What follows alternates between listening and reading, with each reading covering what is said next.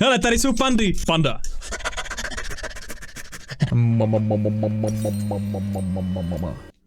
Fake pandy. V Číně mají fakeový pandy, jo. Tak ukáž to.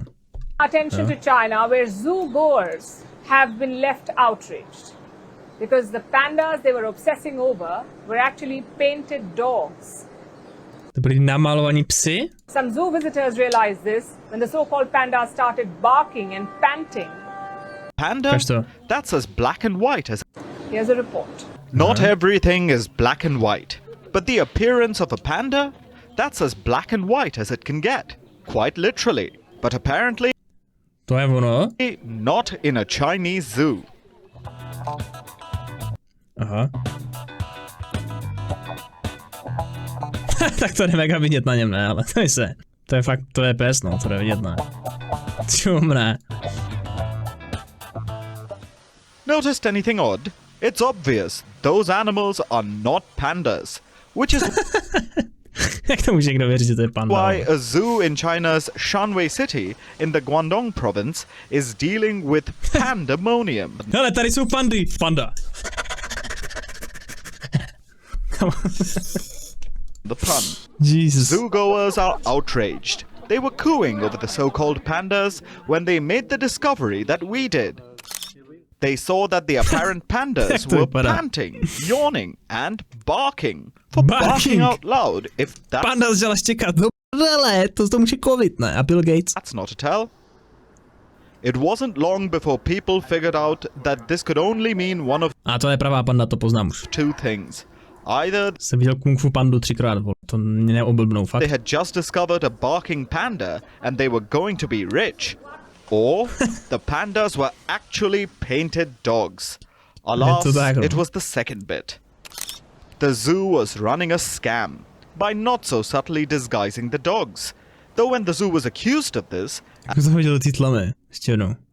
running a scam by not so subtly To je pes předvlečený za pandu, víš, jak musí trpět. A ještě ani mu toho žrádlu nehodí přímo do té huby. disguising the dogs. Jesus. Though when the zoo was accused of this, at first they did not own up to the lie. They claimed that the animals were a breed of panda dogs. That's quite the Říkali, že to je druh panda psů? gaslighting skill. But then again, this is a Chinese zoo, so it's expected. Though eventually, when the outrage grew, the zoo coughed up the truth. They came clean and admitted that they dyed chow chows. That's a breed of furry spits that's popular in northern China.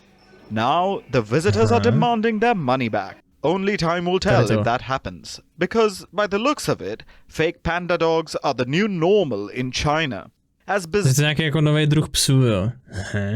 as it is, it's not a first for China.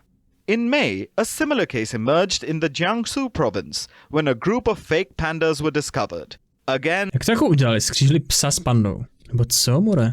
Zoo officials dyed the faces of chow chows. The usual. A few dabs on the limbs, blackened ears, and black patches around the eyes, kind of like dark circles that would put late-stage capitalism to shame. Once the deed was done, the zoo put the dogs on display. After the case blew up, they were asked why. Why did they do this? Why did they cheat the public? A zoo representative said Co nevím, asi pandy jsou moc drahý, no, jsou asi dražší než psy. They had no panda bears at the zoo, and they are a crowd puller, so the zoo couldn't find a solution other than duping the visitors. This is what happens when you take marketing too far. But then again, no one does counterfeits like China. Já mám v chatu jenom samý opice, takže bych mohl udělat opičí výběh třeba. Zoo z opičího výběhu. Hej, víte, že normálně existuje i skřížený lev s tigrem třeba. Jmenuje se to tak, že to nemůžu ani říct na streamu. Zní to jako N-word. A vypadá to strašně divně, no. Tohle to možná? Aha. Tygr skřížený s lvem. Jako strašně moc tady těch skřížení neexistuje. Jako já si asi nemůžu vzpomenout, jak se to jmenuje. Ale je to docela zvláštní, no, já nevím. Myslím, že by se to nemělo dělat, kámo. Přijde mi to takový fakt. Nevím, přijde mi to divný, no. Třeba tady je ještě obrázek nějaký, more. Tady to je AI, ne, to je to. Hele, na tom, jo. Na Wikipedii je definice. Ta věc, kterou nemůžu říct to slovo, jo, je kříženec mezi samcem lva a samicí tygra, který dosahuje značných rozměrů. V současnosti se nacházejí v některých zoologických zahradách, například v ruské Samaře, které jsou spolu s cirkusy nejčastějšími místy, kde k mezidruhovému křížení dochází. Pak je tady ještě kříženec mezi samcem lva a samicí lva. Tomu se říká tigon.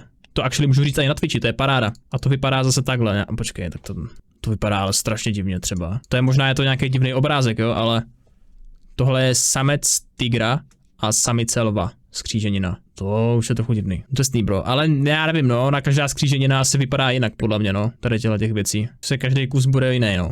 Jako radikálně jiný, chápeš? Dost jakoby jiný. No a takový skříženin je hodně, no. Takový máš strašně moc skříženin psů, že a tak. Já nevím, jestli je to týrání zvířat, jako. Nevím, kámo, myslím, že to je týrání, já nevím, jako jestli se tomu zvířeti je špatně nebo dobře, ale vypadá to nepřirozeně, no. Vypadá to nepřirozeně, to určitě, jo. Dusí pro jídlo, mám hlad, jsem tady, jo. Pak dáme lolečko, Jo, lolečko, já.